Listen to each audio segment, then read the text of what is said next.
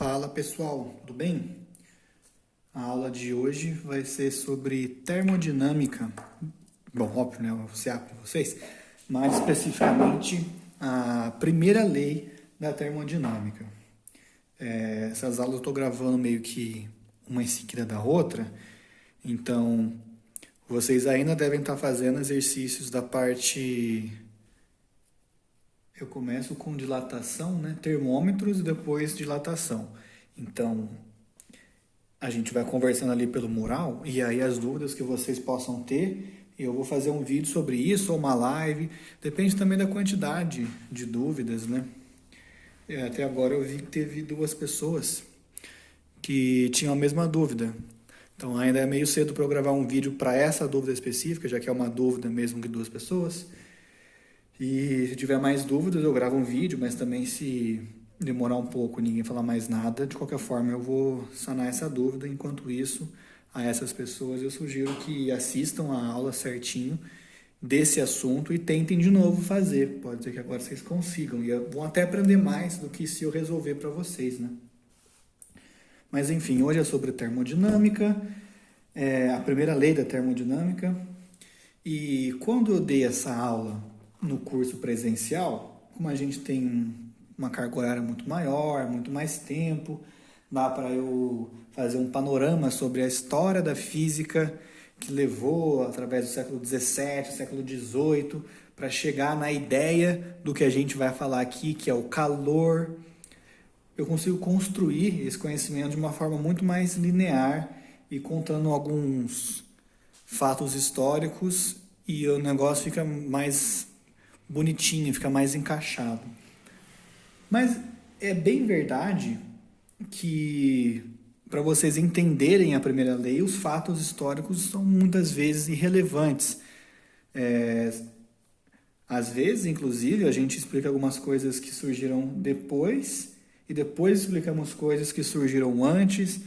Enfim, para princípios didáticos, pedagógicos, nem sempre linearmente é a melhor escolha. Então eu vou pular uma boa parte também do que eu já falei no curso presencial, mas em minha defesa, vocês não vão perder muito dessa discussão que houve 300 anos atrás. E já vou jogar logo a real, a conclusão, que também não é nada que vocês já não devam ter visto em colégio, quem teve essa parte de física em colégio. Afinal de contas, toda a discussão que teve naquela época, onde a mecânica já estava muito bem estabelecida pelos trabalhos do Newton e tal, é que já sabia que a gente tinha um conceito de energia, energia mecânica, energia cinética, energia potencial. No entanto, ainda era uma coisa separada o lance do calor. Demorou um pouco para ser aceito que o calor é uma forma de energia. E no final, é essa que é a moral da história. O calor é uma forma de energia, você pode dizer que é uma energia térmica, uma energia associada ao movimento, à agitação térmica de uma substância. Tem várias formas de você formular isso. De qualquer forma, calor é um tipo de energia. Só que é diferente ainda de uma energia cinética que está atrelada ao movimento, é diferente de uma energia potencial gravitacional que é intrínseca ali a um campo gravitacional. O calor é um pouco mais complicado. O calor está mais associado a uma diferença na temperatura quando você estuda dois corpos ou a mudança de temperatura de um corpo específico. A gente vai ver um pouco mais isso com detalhes mais para frente, principalmente quando a gente estiver chegando na parte da segunda lei da termodinâmica. Um pouco antes disso até, quando a gente for mexer com máquinas térmicas, e a gente vai mexer com coisas cíclicas, a gente vai entender um pouco sobre o que é energia interna. E, de qualquer forma, o calor, então, ele tem unidade de energia, então ele é um tipo de energia, mas é diferente dessas que eu já citei anteriormente. E, bom, então eu vou falar sobre o calor.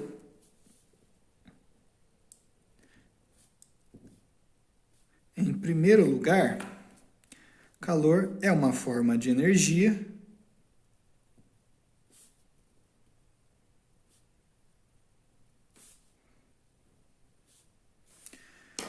forma de energia.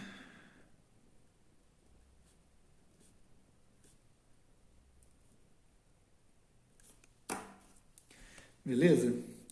No entanto, por motivos históricos, a unidade que a gente usa para calor não é o que já se usava para energia na época, o joule.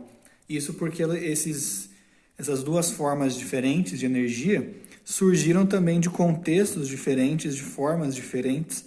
Então, eles não têm a mesma energia, eles não têm a mesma unidade. O que a gente usa para calor, o nome já está entregando, é o que a gente chama de caloria. Então, sua unidade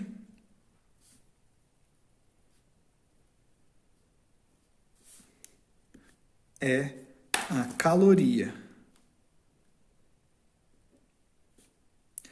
E aí você pode falar, poxa, mas também existe a grandeza comprimento e no sistema internacional a gente tem metros. Mas existem outras unidades esdrúxulas, jarda, pé, polegada, e a gente tem um fator de conversão, porque afinal de contas é a mesma grandeza.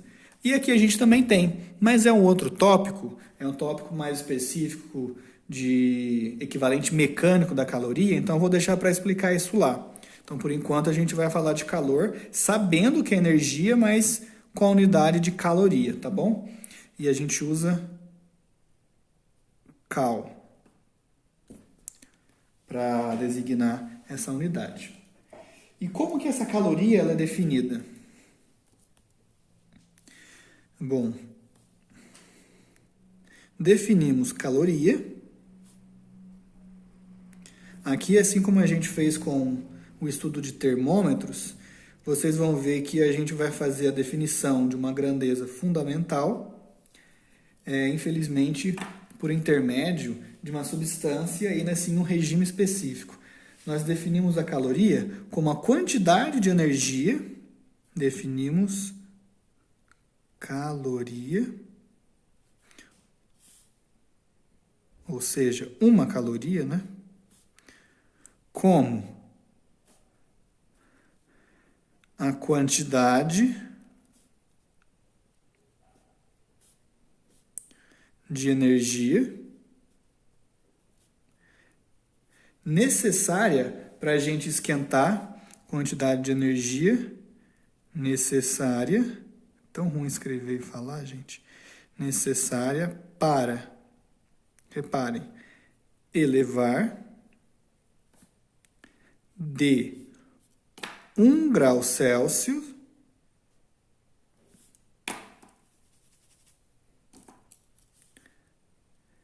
a temperatura de 1 grama, tem aqui ok,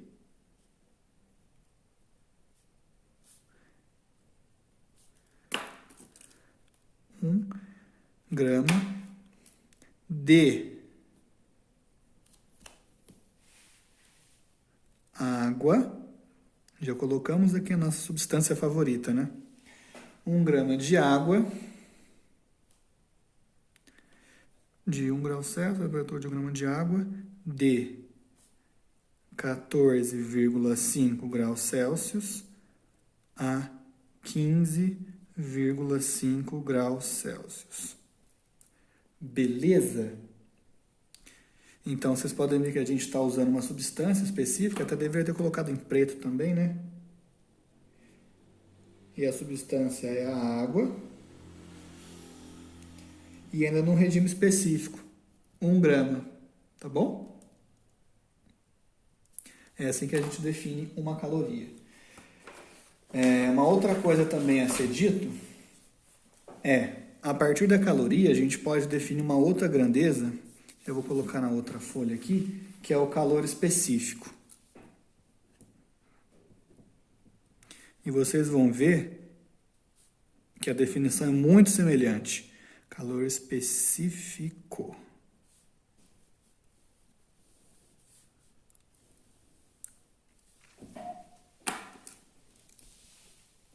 O calor específico é a quantidade de calor, ou energia, necessária para a gente elevar mesmo 1 grau Celsius a temperatura de 1 grama, só que aí de cada substância.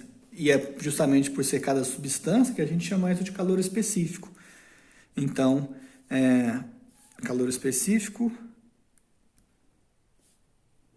é a quantidade de calor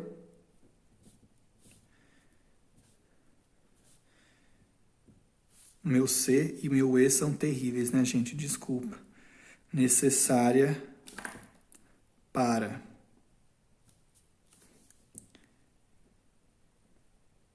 elevar de 1 grau Celsius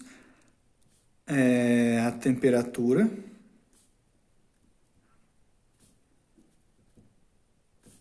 de 1 grama e agora que a gente vai fazer o trocadilho, né? De uma substância específica.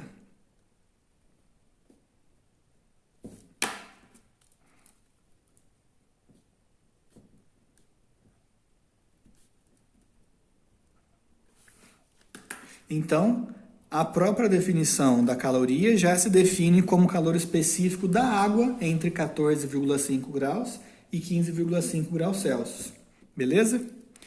Então, por exemplo, aqui, água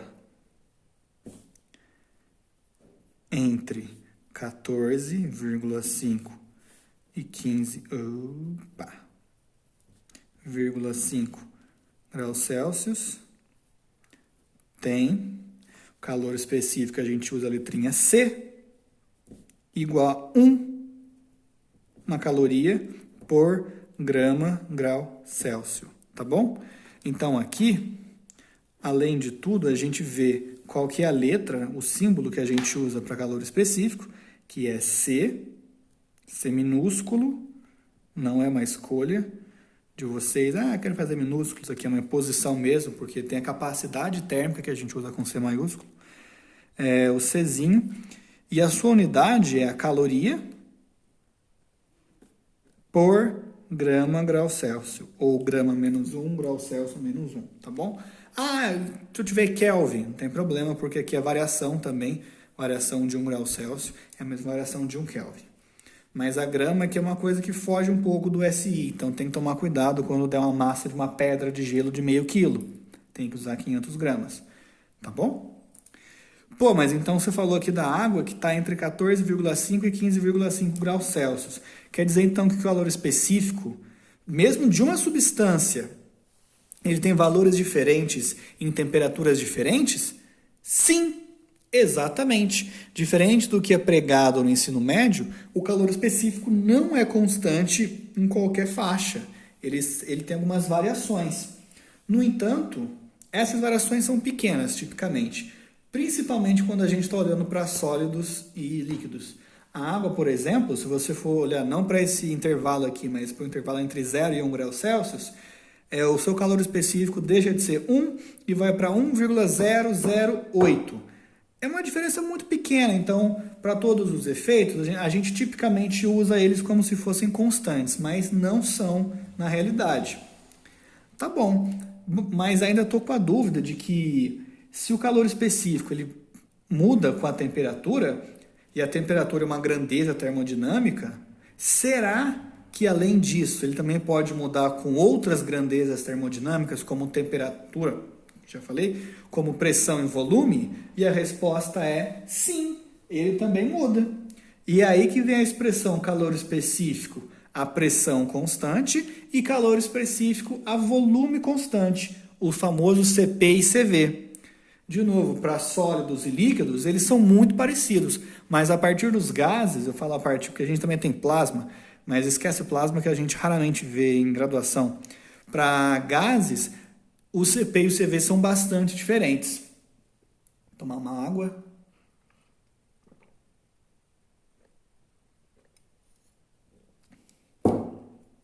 É engraçado avisar que vai tomar água, porque vocês não sabem, né? De repente eu paro de falar e é isso. Então a gente tem CPs e CVs bem diferentes para gases. E eu não vou colocar nem isso aqui na folhinha, porque a gente vai ver isso também depois da segunda lei, quando a gente for calcular variação de entropia para alguns processos específicos. Então deixa isso para depois. Então o que vocês têm que ter em mente é o calor específico é a quantidade de calor necessário para esquentar 1 grau a temperatura de 1 grama, de 1 grama, perdão, a unidade é quilo. Grama está no masculino do quilo e é masculino, não é feminino. Então você não pode chegar no mercado e falar, me vê 200 gramas de pão de queijo. Você tem que falar, me vê 200 gramas de pão de queijo. Que, por sinal, os meus pão de queijo estão assando no forno. E é isso aí. Então tem que esquentar 1 grau Celsius, 1 grama dessa substância. E ainda assim, para intervalos, para regimes diferentes, temperatura, pressão, volume, a gente vai ter valores diferentes. Mas, geralmente, a gente considera constante mesmo. Então, vocês podem fazer os cálculos sem essa preocupação. Beleza? Agora, também eu vou definir a capacidade térmica. Mas antes, eu quero dar uma outra interpretação para calor específico. Seria a quantidade de calor para você levar 1 grama em 1 grau Celsius.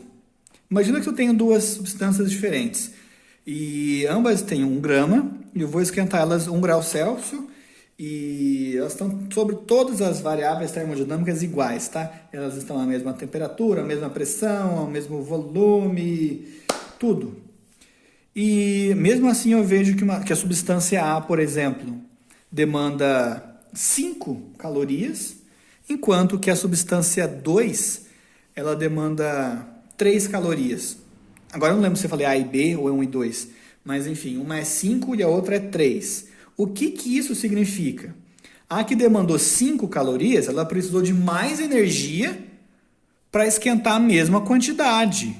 Então, eu posso interpretar o calor específico como uma dificuldade em você alterar a temperatura desse corpo, dessa substância, né? Que esse corpo a gente ainda está se referindo um pouco ao tamanho dele, à massa dele. Enquanto que a substância, você esquece isso, já falou que é 1 grama, então ela especificamente, daí que vem o nome.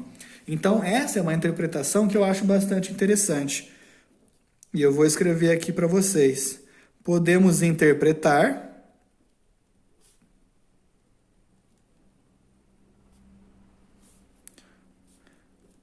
o calor específico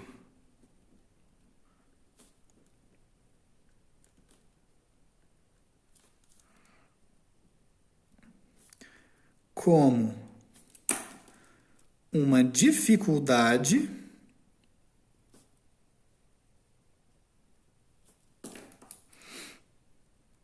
eu poderia dizer em esquentar, mas a gente também tem a volta, né? Então eu vou simplesmente colocar em alterar a temperatura, que pode ser esquentar ou esfriar. Então a dificuldade em alterar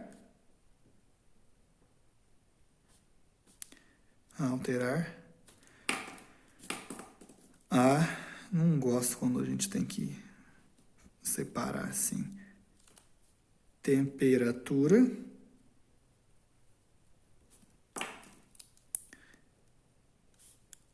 de 1 grama, né, dessa substância, de 1 grama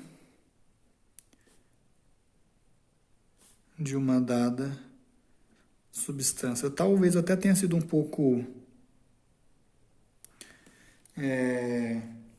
qual que é a palavra que eu quero usar?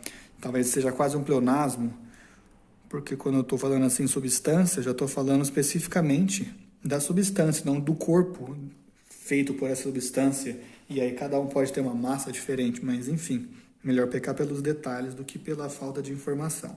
Então é a dificuldade em alterar a temperatura de 1 grama de uma dada substância. Portanto, a gente estava falando sobre os metais nas últimas aulas, a gente sabe que os metais eles são bons condutores de temperatura.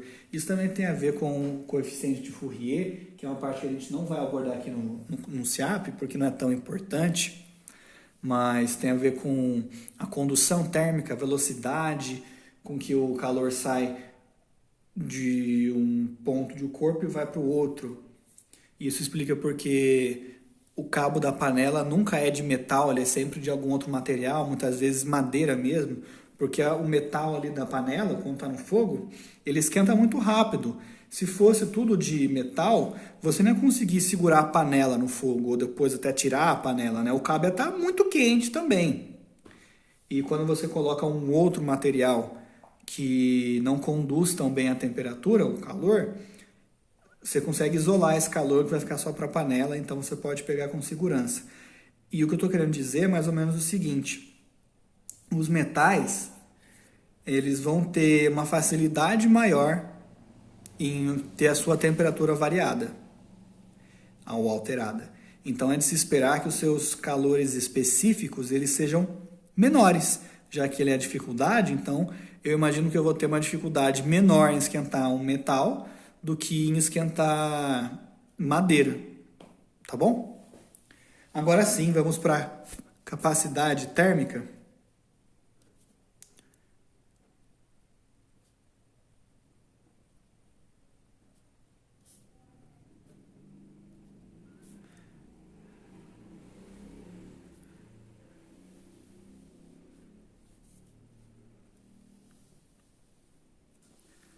Bom, a gente define capacidade térmica basicamente do mesmo jeito que a gente define calor específico, mas agora a capacidade térmica não é mais a substância, é sim de um corpo que a gente está falando.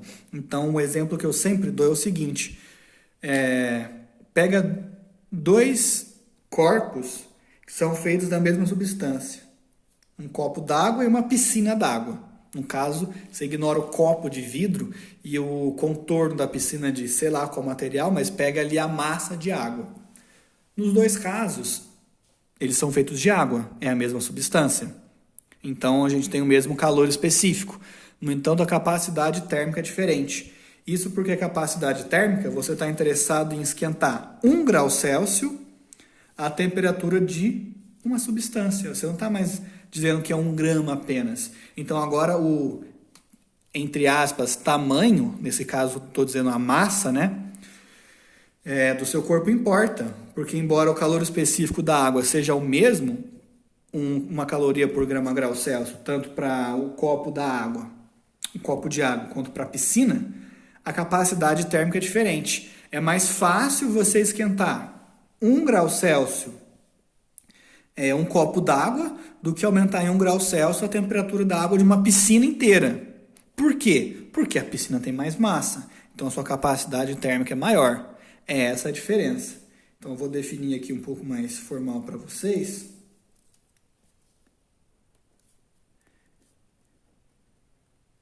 Se tivermos m gramas, então antes tinha que ser 1 grama. Agora a gente tem m gramas.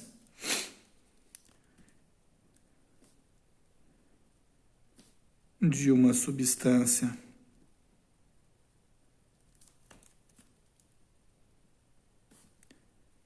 pura, de calor específico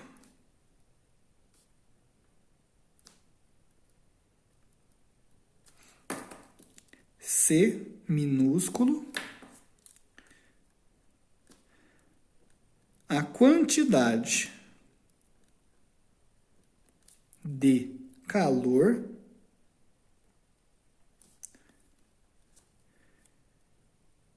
necessária para elevar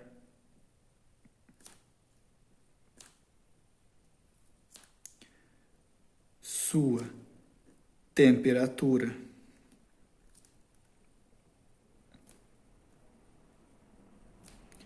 em 1 grau Celsius. Eu mesmo não sei se é 1 grau Celsius ou 1 grau Celsius. Olha que falha. É a capacidade térmica.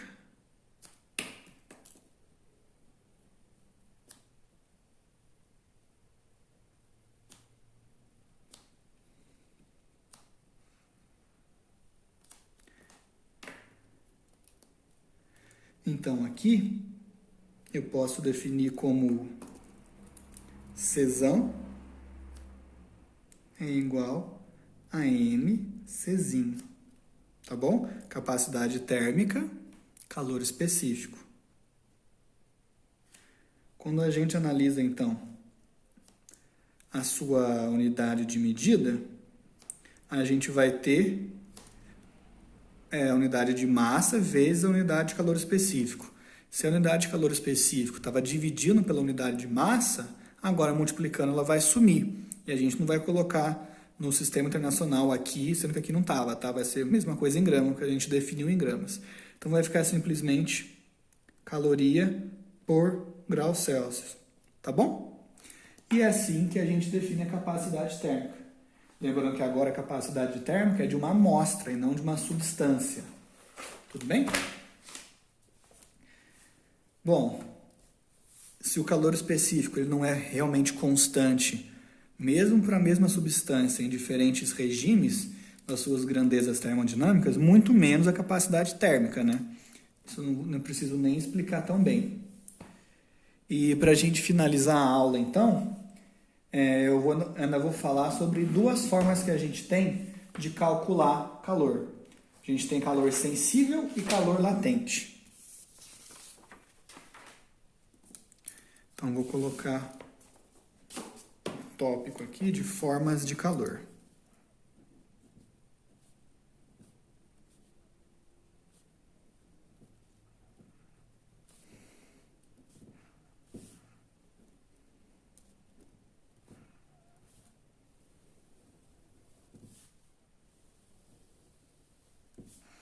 Nós temos calor sensível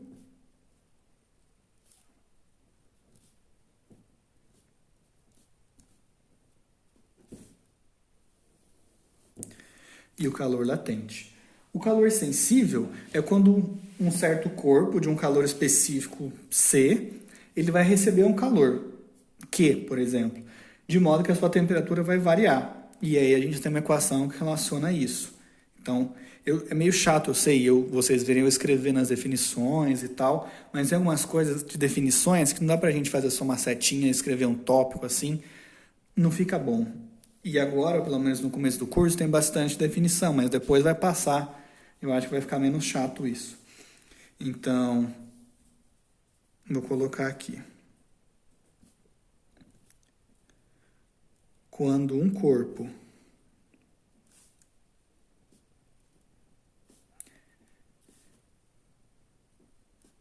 de calor específico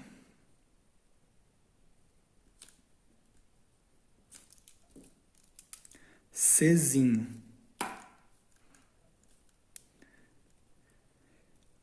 massa M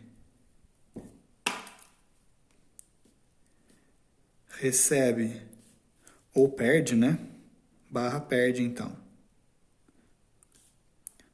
uma quantidade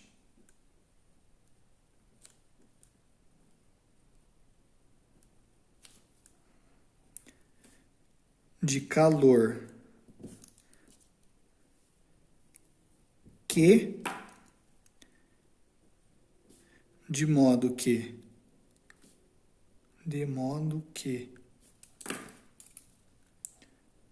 sua temperatura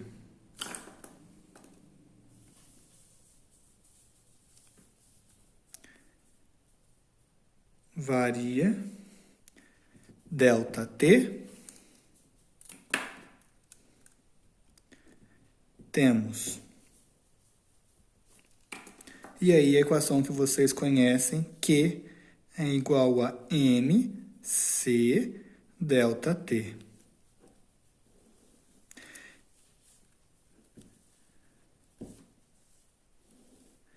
Quando um corpo de massa M, calor específico C, recebe um calor Q, a sua temperatura varia ΔT. A gente pode ler de uma outra forma também. Quando um corpo M de calor específico C, um corpo de massa M com calor específico C, tem a sua temperatura variada ΔT, é porque ele recebeu ou perdeu uma quantidade de calor equivalente a Q. E aí a gente vê que a massa ela é sempre positiva, assim como o calor específico. No entanto, o ΔT ele pode assumir valores negativos, é só o corpo esfriar. Então, o sinal de Q está atrelado ao sinal de ΔT. A gente pode ter calores negativos, e assim como a gente pode ter positivos, tá? E eu coloquei por que essa parte aqui em vermelho? Porque é o que diferencia o calor sensível do calor latente, que é o nosso próximo subtópico.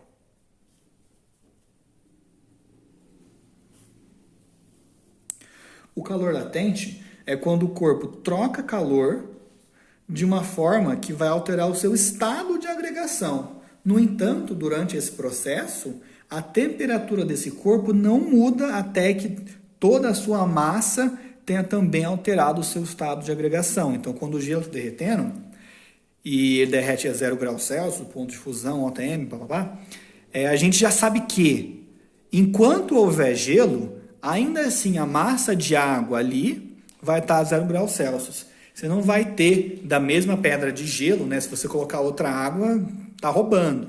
Da mesma pedra de gelo, você não vai ter que exista gelo a 0 graus Celsius, água a 0 graus Celsius e água a 1 grau Celsius ou gelo a menos 1 grau Celsius, tá bom? O gelo como um todo chega a 0 graus Celsius e aí ele derrete, enquanto ele derrete, a sua temperatura não muda. Depois que toda a massa de gelo derreteu, aí sim ela começa a esquentar, tá bom? Então essa é a diferença entre o calor sensível e o calor latente. Para o calor sensível, temos mudança de temperatura. Se ΔT igual a 0, Q igual a 0. Agora, para o calor latente, o que a gente tem é que a temperatura é constante. O que muda é o estado de agregação dessa substância. Então, eu vou escrever aqui. Quando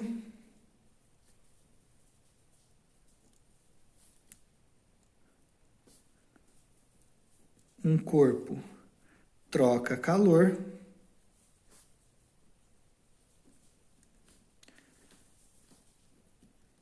de forma que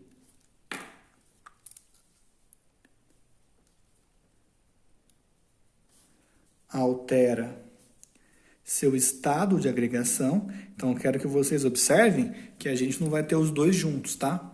Não para o mesmo corpo. A gente pode ter um sistema com dois corpos. O gelo está a 0 graus Celsius, você coloca refrigerante a 10 graus Celsius. Então, eles vão trocar calor. O refrigerante vai ter um calor sensível porque ele vai resfriar, enquanto que o gelo vai derreter, porque já estava a 0 graus Celsius. Então, os dois processos acontecem simultaneamente, mas em substâncias diferentes, em corpos diferentes, tá bom? Mas para a mesma substância não vai acontecer os dois ao mesmo tempo. Altera seu estado de agregação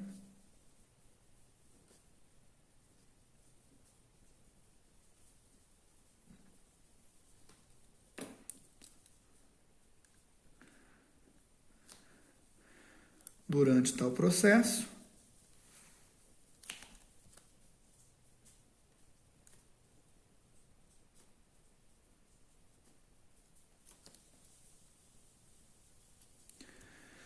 A temperatura do corpo, vou colocar ainda aqui, a temperatura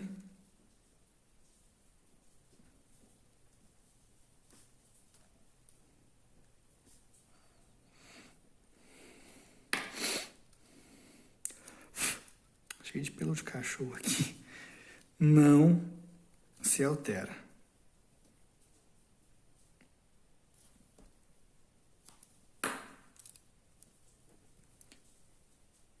E assim, temos, não sei se vocês estão ouvindo, eu vou só desligar o forno aqui que meu pão de queijo já está abrindo.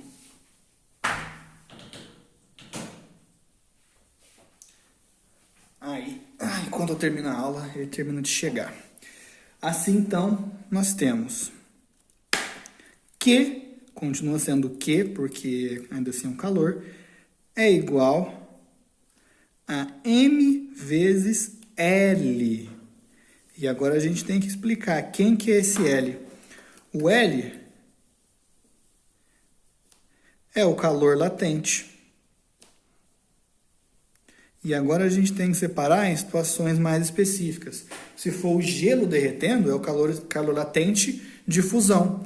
Se for a água vaporizando, é o calor latente de vaporização. Então, cada caso é um caso, tá bom? Uma coisa que é muito, muito importante é vocês terem em mente, bom, eu vou falar isso agora, que essa massa que aparece aqui não é a massa do corpo, necessariamente. Por quê? Se você tiver 100 gramas de gelo, 100 gramas, já passei uma massa, e você sabe que o calor latente de fusão do gelo é 80 calorias por grama, e você quer calcular esse calor, se você coloca a massa aqui dos 100 gramas, você vai calcular qual que é o calor que ele vai liberar, ou que ele vai absorver, né? Depende se você vai passar do gelo para a água, da água para o gelo, nesse processo. No entanto, e se tiver gelo, ele vai derreter, mas mesmo sendo 100 gramas, derretem 80 gramas.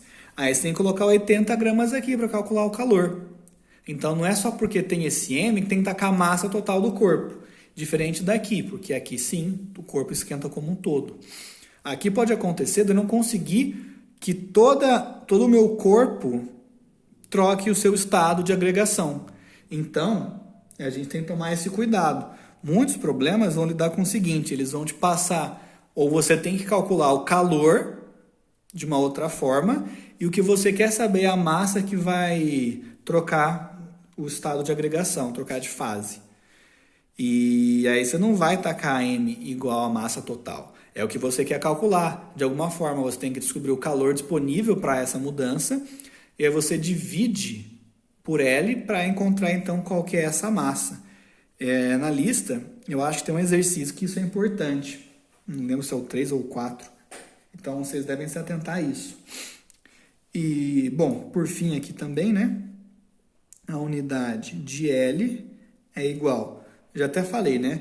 Q é calor. Caloria dividido por unidade de massa, grama. Então, é caloria por grama. Reparem, pode até parecer óbvio agora, que é caloria por grama, porque é a energia que você tem que ter para alterar o estado de agregação de 1 grama dessa substância. E não temos nada aqui de grau Celsius, porque a temperatura não muda, então ela nem aparece, tá bom? A aula de hoje vai acabar por aqui. Eu quero saber agora também um pouco o feedback de vocês, até vocês assistirem essa aula aqui, vocês conseguem fazer pelo menos 3 das listas que eu postei. Eu quero saber as dúvidas, porque eu acho que já chegou a hora da gente conversar sobre a nossa interação. Se vocês preferem que eu faça uma live, eu posso fazer uma live na quinta-feira, uma live na sexta-feira, até no final de semana também, mas eu acho que vai ser mais difícil vocês quererem, para conversar, para tirar alguma dúvida teórica. Como eu falei, a live não dá para ser muito comprida, porque tem muito barulho aqui em casa. Então fazer um exercício no papel, acho que pode acabar tomando a live inteira, de meia hora, por exemplo. Então eu prefiro gravar. Mas eu consigo conversar com vocês conseguem dar sugestão, que nem o negócio da música. Eu não estou mais colocando música. Aí vocês podem usar então a live para conversar comigo, para conversar entre vocês também. Se vocês não quiserem interagir por live, a gente pode interagir pelo mural mesmo, mas eu preciso que vocês comentem e tal. Até agora tem uma dúvida de 2 pessoas, até o momento que eu gravei esse vídeo, uma dúvida de 2 pessoas em relação ao mesmo exercício, né, da lista. Então ainda é muito pouco para eu gravar um vídeo, mas eu não quero que essa dúvida também se arraste por muito tempo.